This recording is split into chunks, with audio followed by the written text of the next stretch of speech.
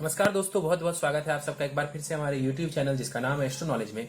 दोस्तों, आज के इस वीडियो में हम एक 16 वर्ष युवक की कुंडली का विश्लेषण करने वाले हैं, जिनके फादर ने मुझे उनकी बर्थ डिटेल शेयर किए हैं और एस्ट्रोलॉजी के माध्यम से वो अपने बच्चे के जीवन से जुड़े हुए कुछ महत्वपूर्ण प्रश्नों के उत्तर जानना चाहते हैं। तो निश्चित ही आज इस वीडियो में मैं इनके द्वारा पूछे गए सभी प्रश्नों का उत्तर दूंगा और साथ ही साथ इनकी कुंडली का पूर्ण विश्लेषण भी करूंगा। दोस्तों, इस वीडियो को शुरू करने से पहले हर बार की तरह आप सबसे निवेदन है, यदि अभी तक आपने हमारे YouTube चैनल एस्ट्रो नॉलेज को सब्सक्राइब नहीं किया है तो आप प्लीज इसे सब्सक्राइब कर दें और बेल आइकन को दबाना ना भूलें। साथ ही साथ दोस्तों, यदि आप सब भी इसी प्रकार अपनी कुंडली का विश्लेषण करवाना चाहते हैं या फिर मुझसे संपर्क करना चाहते हैं तो स्क्रीन पर फ्लैश हो रहे व्हाट्सएप नंबर के ऊपर आप मुझसे संपर्क कर सकते हैं और ज्यादा जानकारी के लिए आप नीचे डिस्क्रिप्शन बॉक्स को भी चेक कर सकते हैं। चलिए वापस आते हैं इस विश्लेषण के वीडियो के ऊपर और सबसे पहले मैं आप सबों के समक्ष इनके कुछ प्रश्नों को रख देता हूं।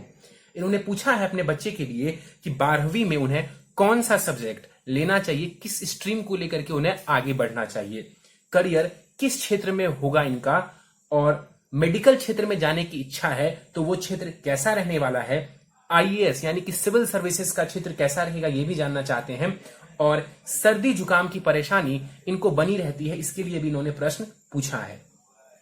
चलिए इनके सभी प्रश्नों का हम आखिर में एक एक करके उत्तर देंगे, लेकिन सबसे पहले दोस्तों हम चलते हैं इनकी लग्न कुंडली की तरफ जो कि हमारे समक्ष और वो प्रारंभ होती है 9 नंबर से। 9 नंबर यानी कि ये कुंडली बन जाती है धनु लग्न की और चंद्रमा देखें तो यहां पर कर्क राशि में विराजमान है, यानी कि इस जातक की कुंडली बनती है धनु लग्न और कर्क राशि की। लग्न का मान 6 डिग्री का है। धनु लग्न यानी कि गुरु के द्वारा अधिपत्य किया जाने वाला लग्न। ऐसे जातक के स्वभाव की बात करें तो ऐसे लोग आमतौर पर अपने लक्ष्य के प्रति अडिग रहते हैं, निरंतर प्रयासरत रहते हैं कि जो लक्ष्य इन्होंने बनाया है अपने जीवन में उसे ये हासिल कर सकें। लग्नेश गुरु को देखें जाकर के भाग्य भाव में विराजमान है गुरु, अत्यंत ही ये भाग्यशाली बनाता है इस जातक को।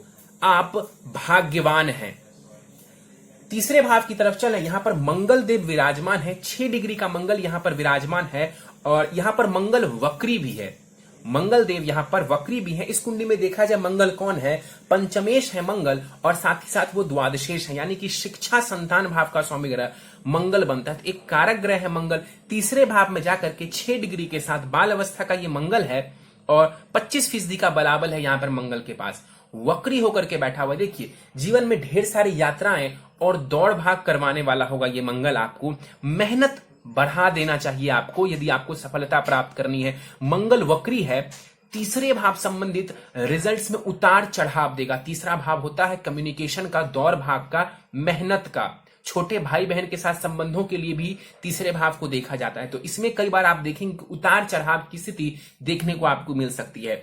शिक्षा संतान भाव का स्वामी ग्रह मेहनत भाव में जाकर के बैठा हुआ है। आपको मेहनत करने की आवश्यकता है। यहां पर मंगल तात्कालिक मैत्री में नहीं है, शत्रु राशि में है, शनि की राशि में है और तात्कालिक मैत्री में नहीं है। तो यहां पर सर्वश्रेष्ठ रिजल्ट ये मंगल नहीं देने वाला है। तो मेहनत करना आपके लिए जरूरी है। मंगल की दृष्टि 6ठे भाव के ऊपर पड़ेगी। शत्रुओं के ऊपर आप विजय प्राप्त करेंगे, कंपटीशन में आप सफलता प्राप्त कर सकते हैं। मंगल की दृष्टि भाग्य भाव के ऊपर पड़ने से आपको भाग्य का लाभ मिलेगा। मेहनत करेंगे, भाग्य का संपूर्ण सुख आपको देखने को जरूर मिलेगा। और मंगल की जो अष्टम दृष्टि है कुंडली के 10वें भाव के ऊपर, करियर के ऊपर पड़ेगी, तो करियर में अच्छा पद देने वाला होगा ये मंगल आपको। तो मंगल आपसे एक चीज चाहता है, वो है मेहनत। मेहनत आपके लिए जरूरी है। राहु के ऊपर चलते हैं। 29 डिग्री का राहु पंचम भाव में बैठा हुआ है। ध्यान से देखिए चतुर्थ भाव को। एक तरफ मंगल है, दूसरी तरफ राहु है, बीच में कौन सा भाव है तो कुंडली का चतुर्थ भाव। जिस वजह से कुंडली के चतुर्थ भाव को, जो कि सुख का स्थान होता है, उस भाव को पाप कर्तरी दोष लगा हुआ है। पाप कर्तरी दोष आपके चतुर्थ भाव को लगा हुआ है। तो सुखों में थोड़ी कमी, प्रॉपर्टी वगैरह लेना चाहते तो थोड़ी समझदारी के साथ लें और परचेज जब करेंगे तो थोड़ा ध्यान रखने की आवश्यकता है, उसमें थोड़ी दिक्कत आपको देखने को मिल सकती है। राहु 29 डिग्री के साथ पंचम भाव में मंगल की राशि में विराजमान है। मंगल तीसरे भाव में जाकर के बैठा हुआ। देखिए पंचम भाव में बैठा हुआ राहु जो है आपको कहीं ना कहीं शार्प माइंडेड बनाएगा। आपके ब्रेन को बहुत ज्यादा ये शार्प करने वाला है, आपके इंट्यूटिव पावर को भी ये इंट्यूशन को शार्प करने वाला होगा। पंचम भाव में जब राहु बैठते हैं तो कई बार शिक्षा में उतार चढ़ाव की स्थिति देखने को मिलती है, शिक्षा में उतार चढ़ाव की स्थिति देखने को मिलती है। हालांकि राहु यहां पर 29 डिग्री के साथ है, बल बहुत ज्यादा नहीं है राहु के पास, राहु के पास बल बहुत ज्यादा नहीं माना जाएगा। और भाव चलित कुंडली में देखा जाए तो राहु छठे भाव में जा रहे हैं, इसका मतलब है कि आपकी शिक्षा को राहु और केतु बहुत ज्यादा प्रभावित नहीं करने वाले हैं। तो मंगल को बलि बनाकर रखिए, आप शिक्षा में सफलता प्राप्त कर पाएंगे। राहु की दृष्टियों की बात करें, कुंडली के भाग्य भाव के ऊपर राहु की दृष्टि पड़ेगी, कहीं ना कहीं शिक्षा कारक ग्रह गुरु को भी राहु देखेगा तो शिक्षा में थोड़ी परेशानी दे सकता है। राहु की दशा अंत दशा में कई बार आप देखेंगे कि भाग्य में भी उतार चढ़ाव आपको देखने को मिलेगा। राहु की दशा में आप यात्राएं कर सकते हैं।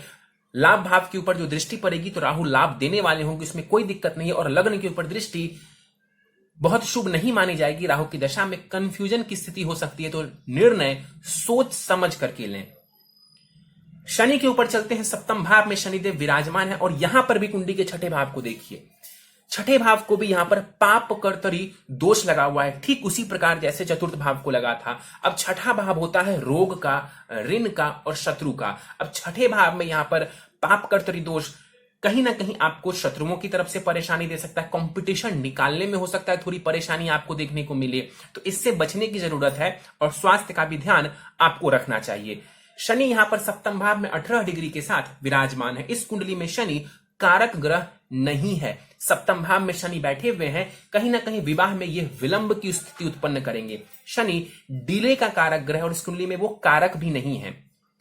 और शनि के सप्तम भाव में बैठने की वजह से कहीं ना कहीं आपकी पत्नी जो होंगी वो समझदार जरूर होंगी और विवाह थोड़ा विलंब से करेंगे तो आपके लिए ज्यादा बेहतर स्थिति रहने वाली है। यहां पर देखा जाए शनि बैठ करके कहीं ना कहीं दृष्टि डालेंगे कुंडली के भाग्य भाव के ऊपर, तो बनते हुए कार्य में डिले की स्थिति उत्पन्न करेगा। जो कार्य 4 दिन में पूरा होना चाहिए था वो 7 दिन 8 दिन में पूरा होगा।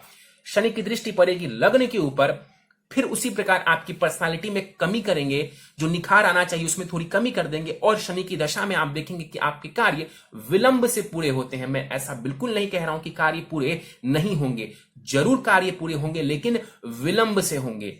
और शनि की दृष्टि पड़ेगी कुंडली के चतुर्थ भाव के ऊपर, तो प्रॉपर्टी वगैरह का सुख शनि देते हैं, विलंब से आपको देंगे जरूर, विलंब से देंगे। माता के स्वास्थ्य का ध्यान रखने की आपको आवश्यकता है। चंद्रमा के ऊपर चलते हैं। 2 डिग्री का चंद्रमा कुंडली के अष्टम भाव में बैठा हुआ है। देखा जाए चंद्रमा यहां पर अष्टमेश होते हैं और अष्टम भाव में ही बैठे हुए हैं। इस कुंडली का लग्नेश गुरु बलि है, तो कुंडली के अष्टम भाव में चंद्रमा विपरीत राजयोग बना रहे हैं। विपरीत राजयोग चंद्रमा अष्टम भाव में बना रहे हैं। यहां पर चंद्रमा के बैठने से देखिए आपका लग्न और लग्नेश दोनों बलवान है, अष्टमेश अष्टम भाव में ही है, तो काफी हद तक ये आपकी उम्र को बढ़ाने वाले होंगे, आपको दीर्घ आयु बनाने वाले होंगे। चंद्रमा यहां पर बैठ करके आपको कहीं ना कहीं जो है सीक्रेसी की तरफ लेकर के जाएंगे, डीप नॉलेज की तरफ लेकर के जाने वाले होंगे। डीप नॉलेज की तरफ चंद्रमा भी लेकर के आपको जाने वाले होंगे। और कहीं ना कहीं यहां पर देखा जाए अष्टम भाव रिसर्च का होता है, सर्जरी का होता है, मेडिकल क्षेत्र के लिए भी हम अष्टम भाव को देखते हैं, तो उन चीजों में भी चंद्रमा आपको लाभ देने वाला होगा। दृष्टि डालेंगे चंद्रमा द्वितीय भाव के ऊपर और यहां पर दृष्टि डाल करके धन में हो सकता है तो चंचलता, देखिए चंद्रमा का स्वभाव चंचल है, तो सेविंग्स का थोड़ा ध्यान रखने की आपको आवश्यकता पड़ेगी। चंद्रमा देखा जाए अष्टम भाव में बैठे हुए हैं, 2 डिग्री का चंद्रमा है, बलाबल इनके पास 25% के आसपास का होगा। चंद्रमा यहां पर मृत अवस्था के हैं। आगे बढ़ते हैं, चलते हैं कुंडली के भाग्य भाव की तरफ। भाग्य भाव में गुरु और बुध युति बना करके बैठे हुए हैं। गुरु लग्नेश है और सुखेश भी है, एक कारक ग्रह माना जाएगा गुरु। और बुध को देखें तो वो सप्तमेश है और कर्मेश है, तो बुध भी इस कुंडली में प्लेसमेंट के अनुसार कारक हो गए। बुध प्लेसमेंट के अनुसार अब वो कारक की श्रेणी में आ जाएंगे। यहां पर गुरु देखा जाए भाग्य भाव में बैठ करके, जैसा कि मैंने पहले भी बताया कि आपको भाग्यवान बना रहे हैं, हायर एजुकेशन देने वाला होगा गुरु, पिता की तरफ से आपको लाभ करवाने वाला होगा गुरु, और गुरु यहां पर आपको विदेश की यात्राएं करवाने वाले होंगे, धर्म कर्म में रुचि दिलवाएंगे आपको। हालांकि शनि की दृष्टि की वजह से थोड़ी परेशानी जरूर आ सकती है, लेकिन फिर भी यहां पर गुरु के बैठे होने की वजह से आपको ज्यादातर चीजों में लाभ देखने को मिलेगा।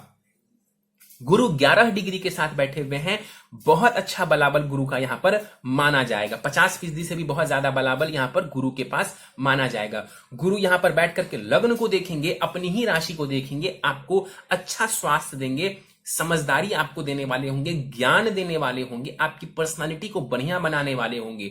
गुरु की दृष्टि पंचम भाव के ऊपर पड़ेगी, राहु जनित जो समस्या है उसको दूर करने वाला होगा गुरु।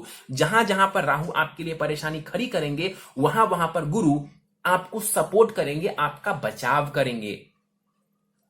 तो यहां पर गुरु की जो दृष्टि है, नवम दृष्टि, वो भी आपके लिए लाभदायक है। और गुरु की दृष्टि जो तीसरे भाव के ऊपर पड़ेगी, ये भी कहीं ना कहीं मंगल को पॉजिटिविटी देने वाला होगा। जब भी गुरु मंगल को देखेगा तो बैलेंस करेगा, उसको एक पॉजिटिविटी देने का कार्य करने वाला होगा। तो यहां पर आपकी कुंडली में गुरु बहुत ही बढ़िया स्थिति में बैठे हुए हैं। एक बात और बता दूं, यहां पर राहु के बैठने से और मंगल के तीसरे भाव में बैठने से कहीं ना कहीं संतान संबंधित परेशानी थोड़ी बहुत नजर आ रही है, लेकिन गुरु की दृष्टि जो पड़ रही है कुंडली के पंचम भाव के ऊपर, वो परेशानियों को कम करने वाला या खत्म करने वाला होगा। तो यहां पर गुरु आपकी कुंडली में बहुत ही बढ़िया स्थिति में माना जाएगा। बुध के ऊपर चलते हैं। 18 डिग्री का बुध है यहां पर, और जैसा कि मैंने बताया कि बुध की प्लेसमेंट बढ़िया होने के कारण जो है, ये भी अब कारक ग्रह की स्थिति में आ जाएंगे, एक कारक ग्रह के रूप में कार्य करेंगे इस कुंडली में। देखिए, सप्तमेश है बुध, यानी कि पत्नी भाव, पार्टनरशिप भाव के स्वामी ग्रह बनते हैं बुध, भाग्य भाव में जाकर के विराजमान है, यानी कि विवाह के बाद आपका भाग्योदय निश्चित है। विवाह के बाद आपको भाग्य से जुड़ा हुआ ज्यादा लाभ मिलने वाला है। बुध यहां पर बैठ करके गुरु के साथ काफी हद तक हायर एजुकेशन में आपको लाभ करवाने वाले होंगे। यहां पर बैठ करके जो बुध है, आप चाहें तो पीजी या उससे भी ऊपर की पढ़ाई पूरी कर सकते हैं। और चूंकि सूर्य की भी स्थिति बढ़िया नजर आ रही है कुंडली में, तो निश्चित रूप से आप हायर एजुकेशन प्राप्त कर पाएंगे। बुध 18 डिग्री का है, बुध के पास बलाबल 100% का माना जाएगा। यहां पर बुध देखा जाए कुंडली में कर्मेश भी है, और जाकर के कुंडली के नवम भाव में बैठे हुए, यहां पर केंद्र त्रिकोण राजयोग बन रहा है दोनों ही भावों से। बुध यहां पर सप्तम भाव और दसम भाव दोनों ही भावों से केंद्र त्रिकोण राजयोग बना रहे हैं। अत्यंत ही सुंदर स्थिति है यहां पर बुध की दशा में आपको कहीं ना कहीं करियर संबंधित लाभ, विवाह और पार्टनरशिप संबंधित लाभ, भाग्य संबंधित लाभ, हायर एजुकेशन संबंधित लाभ, भाग्य संबंधित लाभ देखने को मिलने वाला होगा। आगे बढ़ते हैं, चलते हैं कुंडली के दसम भाव की तरफ। सूर्य और शुक्र यहां पर कुंडली के दसम भाव में विराजमान है। सबसे पहले तो देखें, सूर्य बुध की राशि में है और बुध यहां पर सूर्य की राशि में विराजमान थे, यानी कि इन दोनों के बीच में राशि का परिवर्तन हो रहा है। और ये राशि परिवर्तन बहुत ही शुभ राशि परिवर्तन है, या आप इसे महाराशि परिवर्तन भी कह सकते हैं, क्योंकि ये भाग्य भाव और कर्म स्थान के बीच में राशि का परिवर्तन हुआ है। एक प्रकार से ये धर्म कर्माधिपति योग भी कहलाता है, और ये स्थिति आपको करियर में बहुत ज्यादा लाभ देने वाली होगी। आपका भाग्य बहुत ज्यादा सपोर्ट करने वाला है आपके करियर में। तो बहुत ही सुंदर राजयोग यहां पर बनता हुआ नजर आ रहा है। सूर्य यहां पर केंद्र त्रिकोण राजयोग भी बना रहे हैं। 4 डिग्री के सूर्य हैं, जाकर के दसम भाव में बैठे हुए हैं दिग्बली होकर के। नीचारोही जरूर है, नीचता की तरफ बढ़ रहे हैं, लेकिन दिग्बली है सूर्य, राशि का परिवर्तन हो रहा है, तो सूर्य को भी मैं बलवान ही मानूंगा। यहां पर बैठा हुआ सूर्य भी आपको पिता की तरफ से बहुत ज्यादा लाभ देने वाला होगा। यहां पर गवर्नमेंट की तरफ से आपको लाभ की स्थिति देखने को मिल सकता है। सरकारी नौकरी चाहते हैं, उसमें सूर्य आपको लाभ करवाने वाला होगा। जीवन में अच्छे पद पर जाना चाहते हैं, अच्छी पोजीशन पर जाना चाहते हैं, सूर्य उसमें आपको लाभ देगा। 4 डिग्री के सूर्य हैं, मृत अवस्था के हैं सूर्य, आप चाहें तो सूर्य के बल को बढ़ा सकते हैं। सूर्य की दृष्टि चतुर्थ भाव के ऊपर पड़ेगी, प्रॉपर्टी वगैरह संबंधित सारे सुख आपको ये सूर्य देने वाला होगा। तो सूर्य की स्थिति कुंडली में बहुत ही बढ़िया नजर आ रही है। शुक्र देखें, 13 डिग्री के शुक्र कुंडली के दसम भाव में विराजमान है। शुक्र यहां पर अस्त के भी है और नीच की भी राशि में है। शुक्र अस्त का भी है और नीच की राशि में भी है। 13 डिग्री के शुक्र यहां पर बैठे हुए हैं बहुत ज्यादा ये अस्त नहीं है, कुछ प्रभाव या कुछ हद तक प्रभाव यहां पर शुक्र जरूर दे पाएगा। देखा जाए इस कुंडली में शुक्र कौन है तो वो षष्ठेश है और वो लाभेश है, मारक ग्रह है शुक्र इस कुंडली में। और देखा जाए यहां पर शुक्र का दसम भाव में बैठना, देखिए षष्ठेश दसम भाव में जाकर के बैठा हुआ है, यानी कि छठा भाव रोग का होता है और दसम भाव करियर प्रोफेशन के लिए भी हम देखते हैं। तो इन दोनों भावों के बीच में संबंध मेडिकल की तरफ जाने में आपको सहायता करने वाला होगा। हालांकि यहां पर मैं बता दूं कि शुक्र नीच की राशि में है तो थोड़ी परेशानी आपको देखने को मिल सकती है, स्वास्थ्य संबंधित भी परेशानी आपको देखने को मिल सकती है, तो स्वास्थ्य का आपको विशेष ध्यान रखना चाहिए। शुक्र के पास दृष्टि नहीं होगी क्योंकि ये अस्त के हैं। विवाह के लिए भी शुक्र का बढ़िया होना जरूरी है। आपका शुक्र नीच की राशि में है और अस्त का है, तो शुक्र को बेहतर बनाएंगे तो वैवाहिक जीवन में भी आपको लाभ की स्थिति देखने को मिलेगी। सप्तमेश बुध जो है आपकी कुंडली में, उसकी स्थिति बढ़िया जरूर नजर आ रही है, लेकिन शुक्र को भी बेहतर कर लेंगे तो कहीं ना कहीं वैवाहिक जीवन में और करियर में, जॉब में भी आपको लाभ देखने को मिलेगा। आगे बढ़ते हैं, केतु के ऊपर चलते हैं। लाभ स्थान में केतु 29 डिग्री के साथ विराजमान है। बल यहां पर केतु के पास भी 25% से भी कम का माना जाएगा और लाभ स्थान में केतु बैठे हुए हैं शुक्र की राशि में और शुक्र नीच के बैठे हुए हैं, अस्त होकर के बैठे हुए, तो कहीं ना कहीं केतु परेशानी आपको दे सकता है लाभ संबंधित, थोड़ी सी लाभ में ये कमी आपको करवा सकते हैं। हालांकि मैंने बताया था राहु में भी कि डिग्री कमजोर है राहु की, तो बहुत ज्यादा इफेक्टिव इस कुंडली में राहु और केतु नहीं है, तो बहुत ज्यादा अच्छा या बुरा रिजल्ट आपको राहु केतु से जुड़ा हुआ नहीं मिलेगा। और आपके भाव चलित में केतु 12वें भाव में शिफ्ट हो रहे हैं, तो लाभ संबंधित बहुत ज्यादा परेशानी केतु नहीं देने वाला है आपको। केतु की दृष्टि पड़ेगी कुंडली के तीसरे भाव के ऊपर, भाग दौड़ और मेहनत को बढ़ा देंगे। कुंडली के पंचम भाव के ऊपर दृष्टि पड़ेगी, शिक्षा में थोड़ी व्यवधान उत्पन्न कर सकते हैं। और केतु की दृष्टि पड़ेगी सप्तम भाव के ऊपर, तो वैवाहिक जीवन में थोड़ी सी मतभेद की स्थिति ये दे सकते हैं। तो कुंडली मिलान करके विवाह करेंगे, अच्छी स्थिति आपको देखने को मिल जाएगी। चलिए, ये था आपकी कुंडली में ग्रहों का विश्लेषण। दशाओं के ऊपर हम चलते हैं। फिलहाल आपको शनि की महादशा चल रही है जो कि 27 सितंबर 2023 तक रहने वाली है और शनि की महादशा में फिलहाल आपको राहु की अंतरदशा चल रही है जो कि 15 मार्च 2021 तक रहने वाली है। शनि की महादशा में राहु की अंतरदशा निश्चित रूप से पढ़ाई में थोड़ी सी बाधा आ सकती है, कंफ्यूजन हो सकता है आपको किसी डिसीजन को लेकर के। मैंने बताया था कि राहु आपको कंफ्यूज करेगा जब जब उसकी दशा अंतरदशा आएगी, तो कंफ्यूज आपको नहीं होना है, एक डिसीजन लीजिए और उस डिसीजन के ऊपर आप आगे बढ़िए। अगले वर्ष 15 मार्च से आपकी जो गुरु की अंतरदशा आएगी वो आपको बहुत ज्यादा सपोर्ट करने वाली है और 2023 में आपको बुध की महादशा जैसे ही प्रारंभ होगी तो आप देखेंगे कि शिक्षा, करियर, विवाह और भाग्य संबंधित विशेष लाभ आपको मिलना शुरू हो गया है। तो आपका अगला जो साल है वहीं से आपकी स्थिति बढ़िया होने वाली है। सीधे आपके प्रश्नों के ऊपर चलते हैं। 12वीं में किस सब्जेक्ट को लेकर के आगे बढ़ें? देखिए, मेरे हिसाब से साइंस लेना चाहिए, आपको साइंस को प्रेफर करना चाहिए। आपके पंचम भाव को देखें जो कि शिक्षा का होता है, मंगल की राशि बन रही है, तो साइंस की तरफ आप रुझान करिए। राहु भी वहां पर बैठा हुआ है तो टेक्निकल क्षेत्र को भी दर्शाते हैं, लेकिन आप साइंस लीजिए, बायोलॉजी आप ले सकते हैं, कोई दिक्कत नहीं है। आपकी कुंडली के नवम भाव जहां से हम हायर एजुकेशन को देखते हैं, सूर्य की राशि बन रही है और गुरु वहां पर बैठा हुआ है। आप साइंस लेकर के आगे बढ़िए, बायोलॉजी लेकर के आप आगे बढ़ सकते हैं, आपको लाभ देखने को मिलेगा। अगला प्रश्न इन्होंने पूछा है, करियर किस क्षेत्र में बनाना चाहिए या किस क्षेत्र में होगा? आपकी कुंडली को देख करके 3 क्षेत्र, एक टीचिंग का क्षेत्र, दूसरा मेडिकल और तीसरा सिविल सर्विसेज। टीचिंग बाद में भी कर सकते हैं, उसके बारे में अभी फिलहाल सोचने की ज्यादा आवश्यकता नहीं है। रह जाता है सिविल सर्विसेज और मेडिकल। तो सिविल सर्विसेज भी आप MBBS करने के बाद कर सकते हैं, तो आपको फिलहाल मेडिकल के ऊपर फोकस करना चाहिए। इसीलिए मैंने आपको कहा कि बायोलॉजी आप लेकर के आगे बढ़ सकते हैं। मंगल को बस बढ़िया बना करके चलें, आपको शिक्षा में लाभ देखने को मिलेगा, शिक्षा में रुकावट नहीं आएगी। बार बार मैं आपको कह रहा हूं कि मंगल को बस आप बढ़िया बना करके चलें, आपकी स्थिति बहुत बढ़िया रहने वाली है। बाकी के ज्यादातर ग्रह आपको फेवर करने वाले हैं। फिलहाल के लिए आपको मंगल के ऊपर विशेष ध्यान देना है। तो आप पहले एमबीबीएस पूरा करिए, फिर उसके बाद आप सिविल सर्विसेज करिए, आगे जरूर जाएंगे, मैं ये भी जानता हूं। और उसमें भी कोई परेशानी नजर नहीं आ रही, आप मेहनत करेंगे तो वहां पर भी आपको अच्छी सफलता मिल पाएगी। गुरु और सूर्य की प्लेसमेंट आपको आईएएस बना सकती है, सिविल सर्विसेज में सफलता दिलवा सकती है। इसके बाद इन्होंने पूछा है मेडिकल क्षेत्र में जाने की इच्छा है, स्थिति बढ़िया है। जो षष्ठेश है शुक्र, उसका नीच की राशि में होना और अस्त होना, ये एक इकलौता वीक पॉइंट है, ये एक इकलौता वीक पॉइंट है। इसके लिए मैं आपको उपाय बताने वाला हूं और उस उपाय को करने से काफी हद तक इनको लाभ की स्थिति देखने को मिल जाएगी।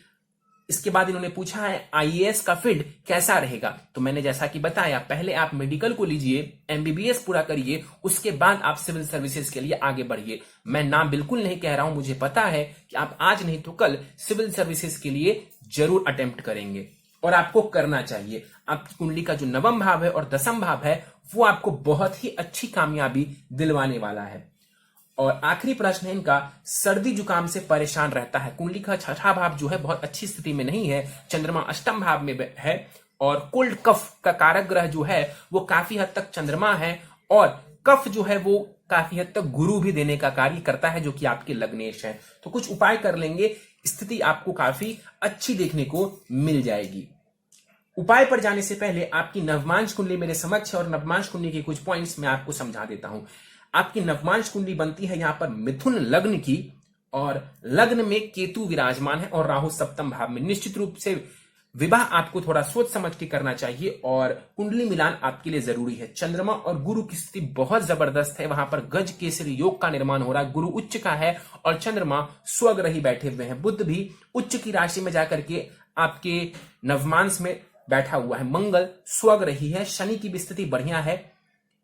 तो काफी हद तक आपकी जो नवमांश कुंडली है वो आपको काफी ज्यादा सपोर्ट करने वाली है और काफी ज्यादा सपोर्ट करती हुई नजर आ रही है। कुछ उपाय कर लेंगे, मंगल को खास करके बलि बना करके आप चलें, आपको बढ़िया लाभ देखने को मिल जाएगा। सीधे उपाय के ऊपर चलते हैं।